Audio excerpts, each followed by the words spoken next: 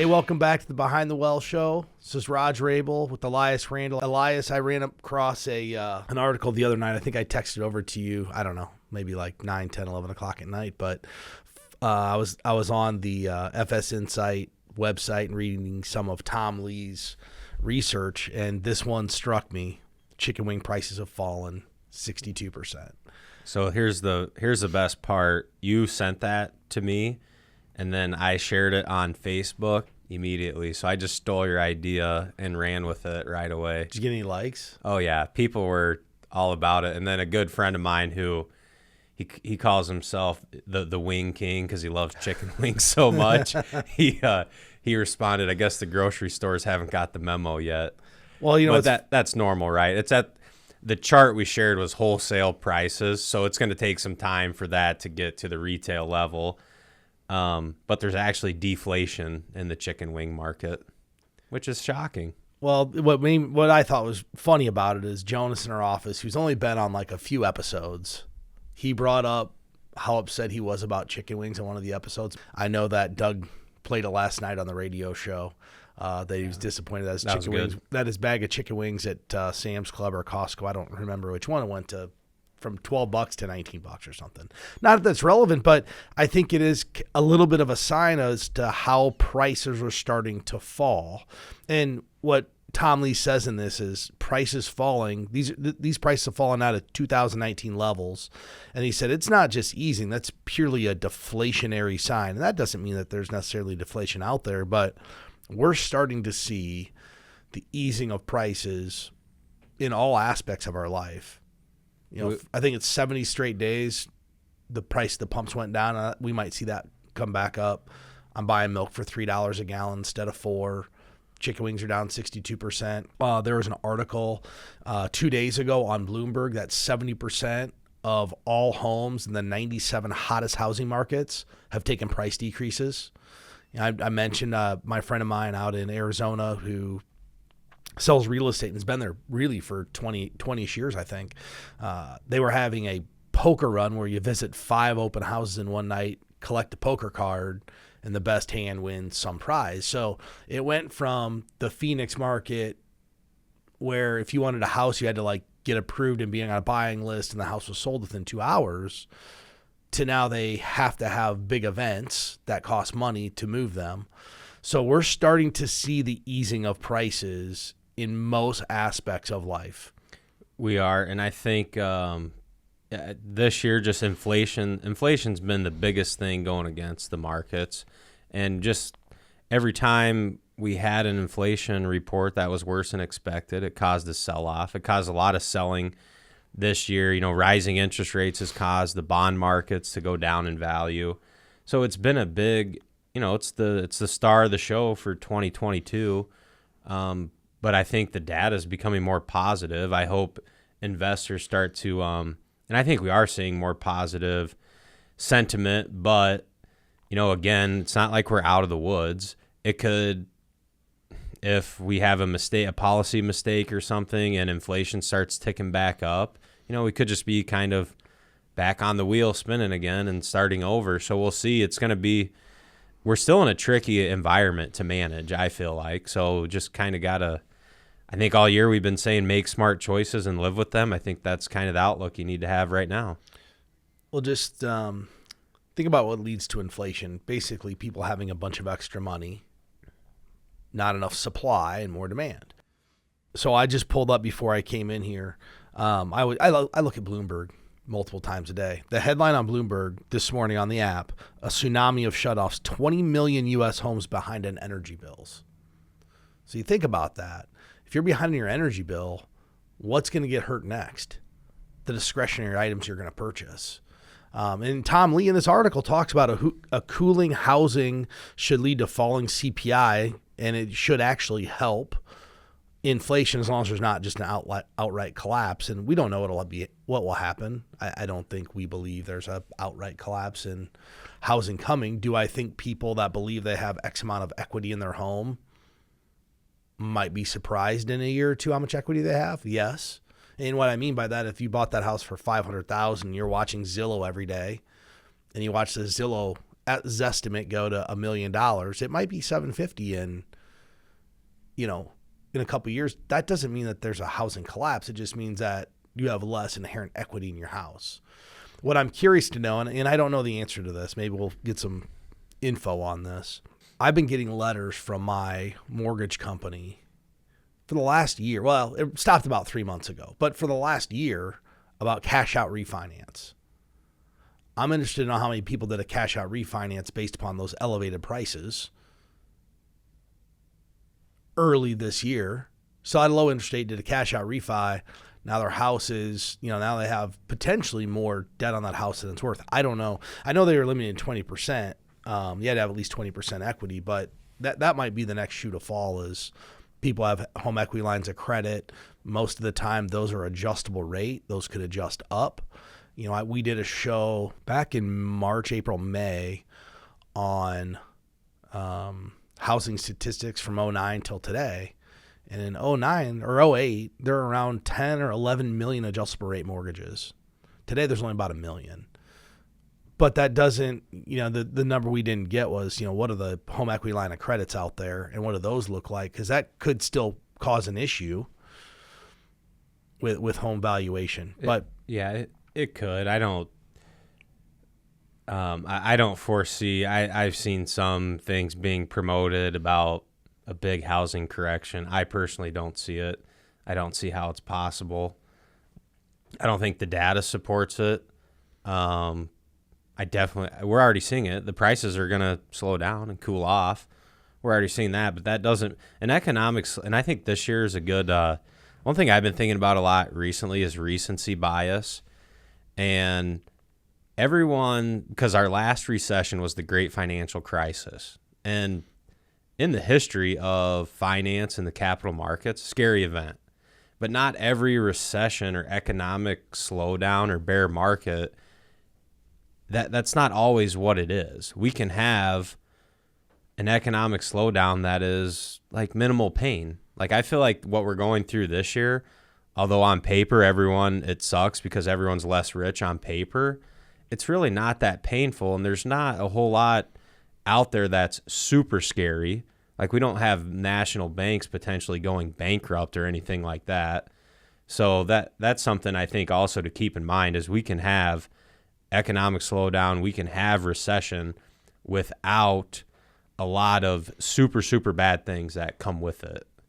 Yeah, I agree with that. One thing too, and I got a question about this the other day from a client. They asked, is it time to buy? And, this is like a 40-year-old. I'm like, yes. Is it a good time to buy? Yep, it's always a good time to buy. It may not be a good time in the short term, but in the long-term skew of things, it's more than likely a very good time to buy. And one of the things that we've talked to people about is you're not going to time the market. Like, we talk about when the market in general, we don't time the market. But people think they're going to time the bottom of the market. You're not going to be able to time the bottom of the market unless you're dollar cost averaging and you happen to dollar cost average in on the right day. But the idea that you had X amount of dollars sitting on the sideline and you're going to time the bottom of the market, if you get the bottom timed, it's strictly luck. Yeah, it is. There's no skill in that. And yeah, you might get lucky. People get lucky. It's like the casino. Do people go in on their first win and hit the jackpot, or their first spin and hit the jackpot? Yeah, they do. Is it repeatable? No. If they keep going back, they're going to lose. So is it a good time to buy? Yeah, it's always a good time to buy if you're in the accumulation state, in the accumulation phase of your life. So I know for a fact I bought shares close to the bottom. Here's how I know that, because I systematically invest. Just every week, money goes into the account, makes an investment. But I'm never hoarding cash to try and time the bottom. And then there's some technical analysts that I follow that we're talking the support level in the S&P 500 is 3,300 to 3,400. Well, anyone who was hoarding cash and waiting for those levels, we never got there. And now the technical analysts are saying the market bottomed in June. And then just last night after our radio show, one of our fans who goes to the happy hour to talk with us, he's a market timer. I can tell just by conversation. He's all cash right now, doesn't own any equities. And he goes, I'm waiting for the market to pull back again. I know it's going to. And I asked him, how do you know that? And he goes, I don't know. Well, that's not a reason. It goes back to, if you're going to be in the market, you're either in or you're out. You're not both. Market timing can't be done. And it's funny, we talk about the broad market. Like the broad market, we don't time. Well, there's also people out there that think they can buy and pick individual stocks and time it based upon their earnings and different things. I'm here to tell you, you're not going to win. And here's why. You have a trader. Like, let's just take a trader mentality. And that trader mentality is, when I have a profit, I'm going to sell and take the profit, right? Oh man, I put $10,000 into this thing. It went up 10%, take my $1,000 profit. You know what most people do that think they're traders? You know what they can't do? They can't sell their losers. And they don't know when to cut bait. They don't know when to cut bait. Yeah. They'll hold on to the loser, and that'll destroy all of their other gains that they had. And then, oh, by the way, what if you happen to put your money in when the market in general is going down? If you look at the broad market, on a day where the market's down 1 to 1.5%, 95% of all the stocks are down. It doesn't really matter what you bought that day. The screen's red everywhere. The screen's red. Yeah. Yeah. When we have a day where it's, 0.5% one way or the other, you can have a mixture of results. But when the market's down, or you get a 5, 10, or 15% down market, most stocks have correlation to the stock market. And I believe there's money to be made as a trader. I think if you implement strategies and stick to them, but I'm not talking like just watching the price movement or talking one strategy or two, but defining when are you getting in, when are you going to set your stop loss. There's a lot more to it than just buying and then selling. Okay, but I don't believe the average person is outperforming a diversified portfolio by short-term trading. There are traders that have made money long-term. Okay? Yeah, they're traders. They're not investors. They're traders. They do it full time. That's their job. Their job isn't, I go work this other job 8 to 5 and I come home and spend about 35 or 40 minutes, or I watch this TV show and take this hot stock tip. That's not what they do. They trade all day. They're not just reading a subscription to Motley Fool to figure out one stock. Think about it. Biggest employer in town is Rockwell.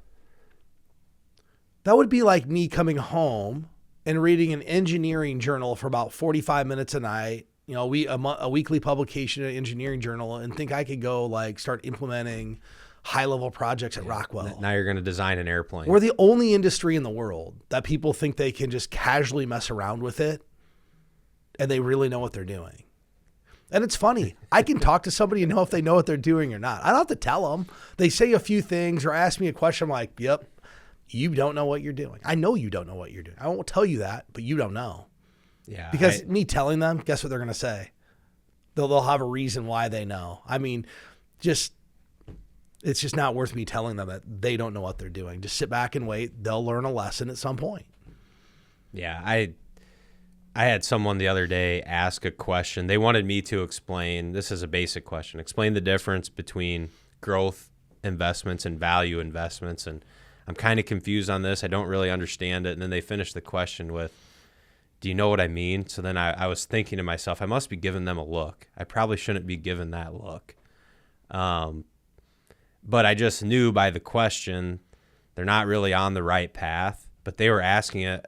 So I think I said something like, I'm trying to actually understand what you actually know before I answer this question. Because it depends on their level of knowledge, right? That's going to determine my answer. It's not just a blanket answer for everyone, because I got to gauge where you're at before I even explain. Can I get in the weeds? Do you just need a vague answer so you kind of understand?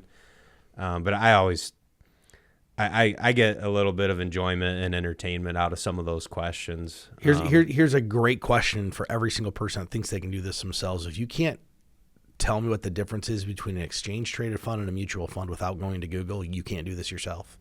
I mean, seriously, if you don't know, and I have people that are trying to pick stocks and pick mutual funds or ETFs and they don't know the difference, come on. Like, Come on, man. come on, man. We should start a Come On, Man segment. Who does that? Stephen A. Smith? Yeah, it's an ESPN Come on, thing man. during football season. But, that leads into another topic, and it's like, what do financial advisors actually do? And I think we talked about this in the Radio Liar Live show a couple weeks ago.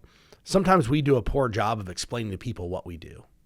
If you think about what we talk about in this show, we talk about a bunch of financial stuff, but in general, what do we actually do?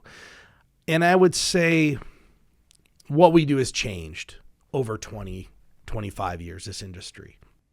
25 years ago, even 20 years ago, and I go back to my cousin who hosted the first live call-in radio show in our local area. Mike Grimm, he's the voice of the Golden Gophers now. I know he'd really want to be a Hawkeye, but he's the voice of the Golden Gophers. He told me about this show, and we're on the same station. We have the longest tenured live call-in show, but it was different. Back in 1999 and 2000, he was doing the show, and people would call in to get a stock tip.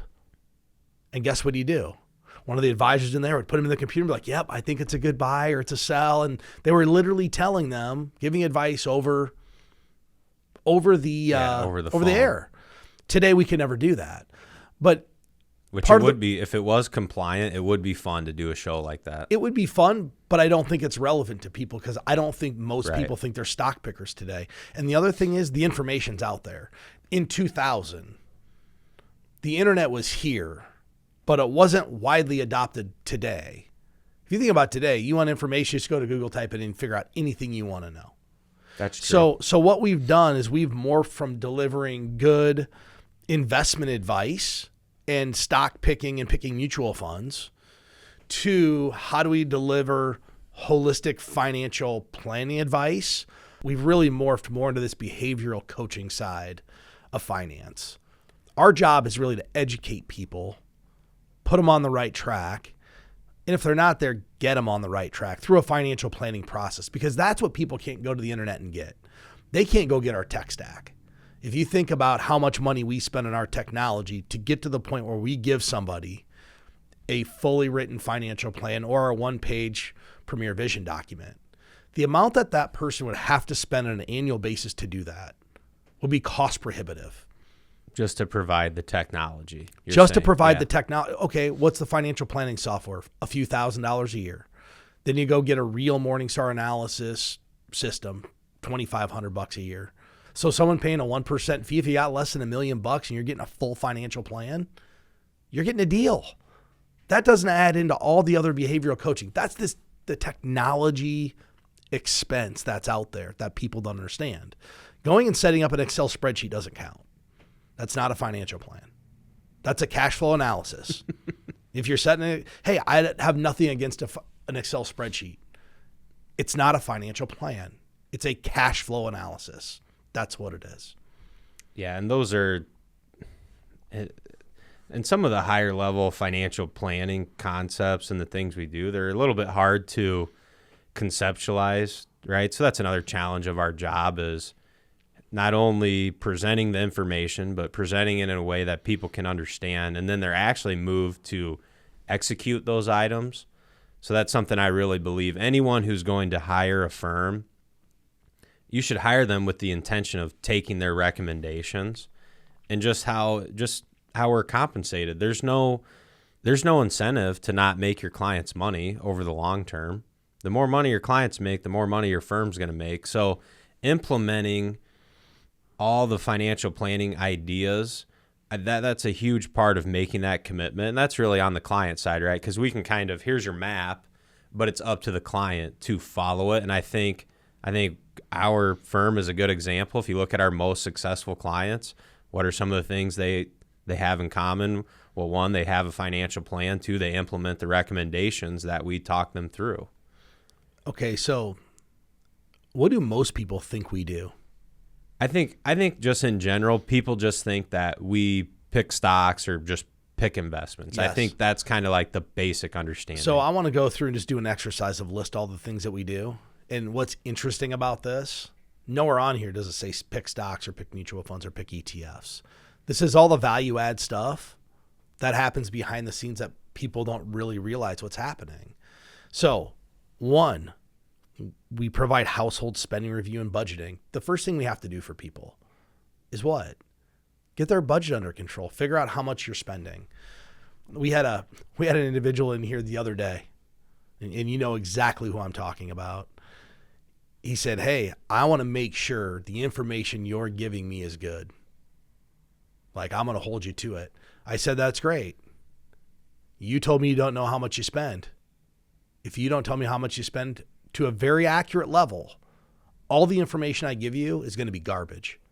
So I told him, and he made him think. He's like, it's so the truth. You can't put it on me. Like, you getting your budget under control. And I shouldn't say budget, your spending path, because people think of budget as what are my expenses. I don't care. I mean, I need to know your expenses. I need to know what you spend.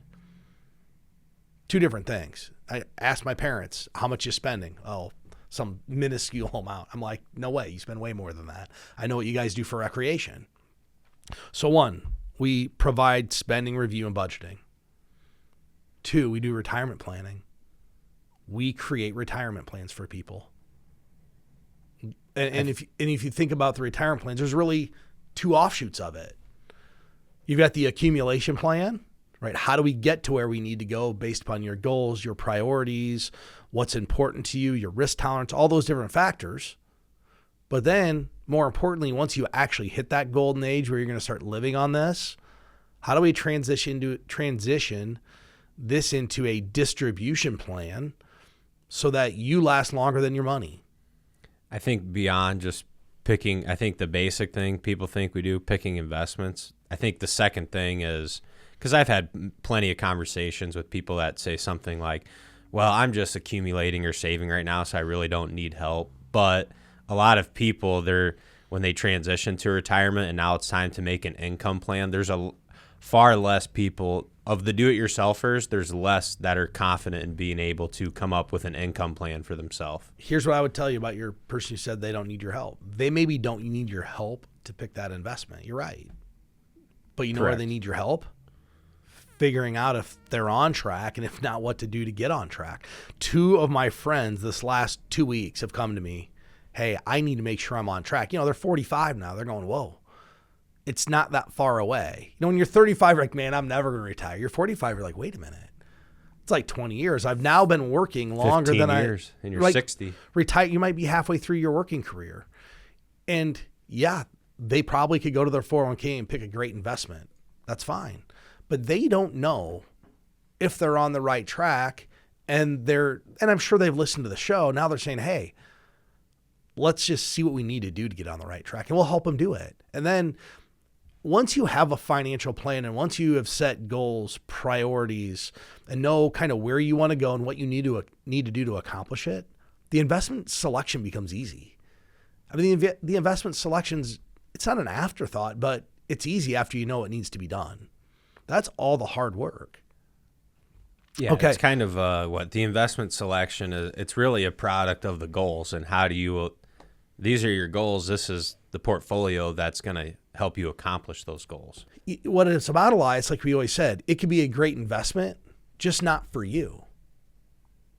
If we know that the real time horizon is 20 or 30 years and you're in your 70s, do you really have the time to wait for it to come back? That's the things we do for people. Okay, so we went through retirement plan, Elias, college planning. We help people plan for college. We assess and make recommendations for insurance protection if they need it. Okay, we don't do a whole lot of insurance, but here's a great example. We had an individual we work with. She's been trying to sort out an insurance mess for 6 months. And I said, well, and she's trying to do it herself, working directly with the insurance companies. Which good for her for taking it on. Yeah, and they've done a great job saving. And she just said, hey, this is really, really, really frustrating. I said, well, I have a relationship with that company. Why don't you just let us do it?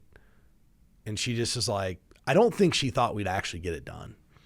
About 2 or 3 weeks. But it's done. It's so done. It's less than a month. And it's done. Happy. Mm-hmm. But we're not getting paid to do the service work on an insurance policy somebody else wrote. But it's part of what we do in this full holistic planning. Like, we need to help her with that part of her life.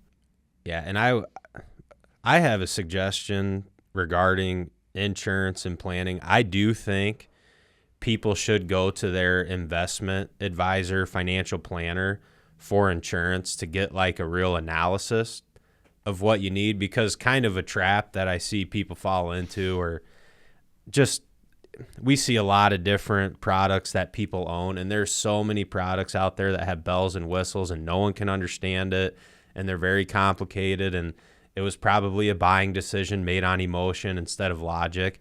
I do think a financial planner can help you dial in what are your actual insurance needs and what products are actually going to help you spread that risk appropriately, not just sell you something because it pays a nice commission to the insurance agent selling it to you. I refer more of it than I actually do. How many people turn 65? They ask me what I think about, the different Medicare options. I don't sell it. I don't do it, but I'll tell them what I think about it. I don't sell it. I send it somewhere else. I mean, we don't do most of this stuff in-house. It's just easier for me to refer it out to someone that's a professional. But what I don't want, and it's not that I can't do it, it's that I'm not in the insurance game every day, so why would I want to try to do it? But I can give you what I believe is appropriate in what you should do, and then, go do it with your insurance guy, but just don't take their blind recommendation. Here's why, and this is a great example. If you went to buy long-term care insurance from an insurance professional, and this is not a knock on any insurance professional whatsoever. They're needed. They provide a very, very good service to people. But their purview of buying long-term care is that you're going to buy enough coverage to cover the entire bill at the long-term care facility. So if that facility costs $80,000 a year, you're going to buy a long-term care policy that provides $80,000 a year of benefit with inflation, all the other stuff. Well, the reality is if somebody goes into a nursing home facility, they don't need the full boat probably. No. They might have Social Security. Well, that doesn't go away if you go to the nursing home. They might have a portfolio that generates income or a pension or all those other things. And instead of buying the Cadillac plan, if you want to buy it, great, go buy it. It's expensive, but buy it. They could buy some type of a gap plan that fills the holes of what they can't afford themselves. Because if you think of how you insure long-term care, there's really a couple of ways. One, you can ignore the problem. That's not very, I don't know. Adult-like. There you go. That's not adulting. Two, you can go in Title 19, which is spend down all your assets. And honestly, for a lot of people, it's probably the best option based upon the cost of long-term care insurance. Three, you can self-insure. And everybody wants to self-insure. Well, there's a couple ways to figure out if you can self-insure. Number one, if you're doing a financial plan, you can quantify that financial plan will run an analysis that tells you exactly how much coverage you need, if any. So the easy way for someone at home to do this is you add up all your income sources. So you got a pension, Social Security, and let's say what's 4% of your investments. Whatever that adds up to, that's how much you can afford on a monthly basis. If you can't afford the full boat, then you buy an insurance policy. So that's the fourth way. You transfer the risk to an insurance company to handle the risk. But insurance planning is important. But that's why you should consult and get a plan done by an investment professional. Doesn't mean they have to do the insurance. You have an insurance person you like, use them. But you could take that information and go to that insurance professional and be like, this is what I want to do after a full financial planning analysis, because most insurance agencies don't have financial planning software like we do. They're not licensed to run financial plans. They could run a needs analysis. They're not licensed to do a financial plan. Correct. And they're in a roundabout way, they're going for premium. So you got to get the biggest premium. And the other thing, there's some insurance agents out of that way. But there's others that are truly looking out for their best interest. They just believe that you should cover the full boat, because if they don't cover the whole thing and they didn't run an analysis at some level, they probably have some culpability. Yeah, that's true. So there's some legal liability if they don't actually go say, hey, you need to buy a fully insured long-term care policy. Yeah, the other insurance item that sometimes I see and it kind of makes me cringe, it's with younger people. They're paying $100, $200 a month for $200,000 worth of like whole life insurance. And that's, to me, life insurance is really income replacement when you think about risk and mitigating risk. So, that's another one where I see that and I'm like, gosh, you really just need some term life insurance that actually covers what your family would need if you were gone. But $100,000 or $200,000 for a young family on the parents, that's not enough coverage. I want everybody listening to the show to think about this. You buy insurance to buy insurance. You do not buy insurance for an investment. Yeah, there you go. That's as simple as you can state it. When was the last time you bought it? When was the last time I bought car insurance so my vision was covered? It's like the same thing. You buy life insurance to protect your life, not to turn it into an investment. If you have permanent life insurance, you should go to our website and come in for a meeting and let us analyze it for you. And I'm going to get beat up by permanent life insurance guys out there. It's okay. Oh, yeah. I had a conversation a while back when a friend of mine asked me about some permanent life insurance that he had. And I just said, look, simply stated, I don't believe in it. I don't utilize it. And he has a good relationship with the agent he bought it from. I said, look, you're going to talk to him, and he's going to have 12 compelling reasons why I'm wrong. It's not going to change my philosophy on it. In 15 years, when the insurance company changes all the rules and there's not half the money they said he was going to have in there, guess what's going to happen? Eli, you were right. I mean, literally, if you take the difference to buy, do you know how much a $200,000 term life policy costs in a 25-year-old? Probably like $20. Yeah. But they're going to spend $200 on the long-term care. If they just took the difference and put it in a Roth IRA, and here's the big selling point of how these, especially young people, hey, I know I started in that side of it. You know, I came out of college and said, you're going to be a financial planner. Well, financial planning in Cedar Rapids is go sell permanent life insurance to your friends. You know, get a case of beer and go sell some life insurance. But, you know, it's going to be tax-free and all these bells and whistles. Well, guess what? Unless you're maxing out a Roth IRA, you don't need a tax-free investment. You have one. It's called a Roth IRA, right? So that's one. Check the box. Two, unless you're maxing out your qualified retirement plan at work, which probably has a Roth option, which would allow you to put, $19,500 a year in, you don't need a tax-free investment, so that's irrelevant. You only need a death benefit, and that's to protect your family or your loved ones. If you're single, if you're 23 and single, no kids, why do you need a bunch of life insurance? That gives you a tax-free investment.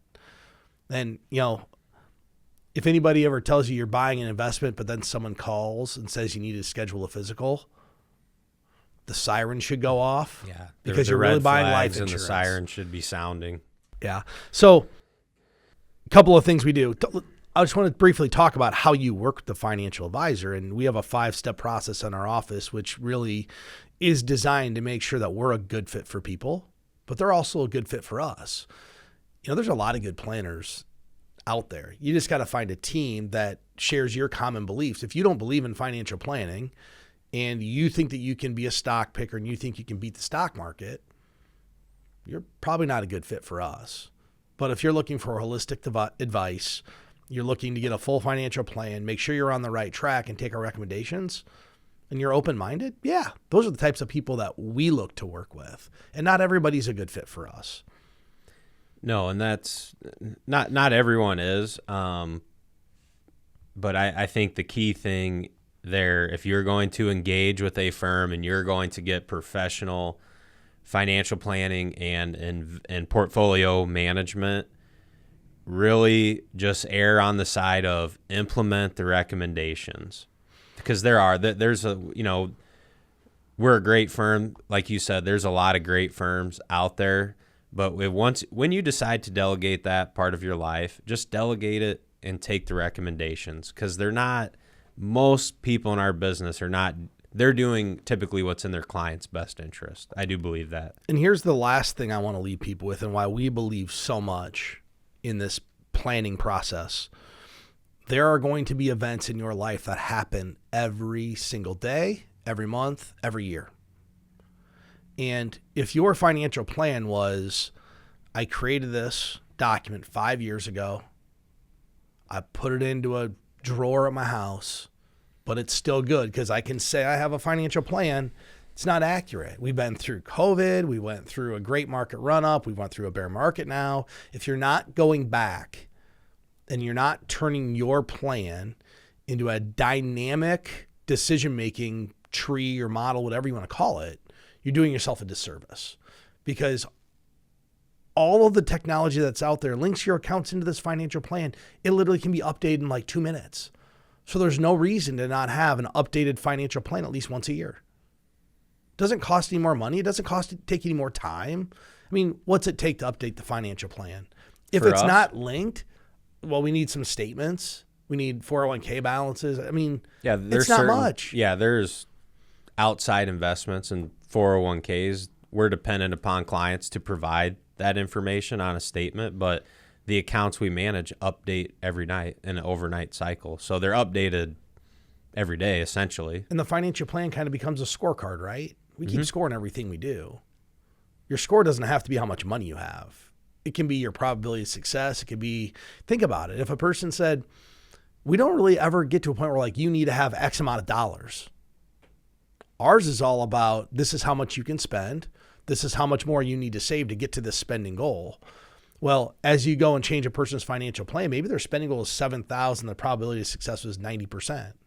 We go rerun that and now it's 98%. Well, maybe now the spending goal can go up. There's all these ways you can kind of keep score, but having an updated financial plan, you should be looking at doing it. If you've got one that's been in a drawer for 5 years, you can go to the website and go to btwellshow.com. We'd be happy to, update that plan for you. With that said, you look like you're out of words today, Elias. It just seemed like a good end. Once again, if anybody wants help, btwellshow.com.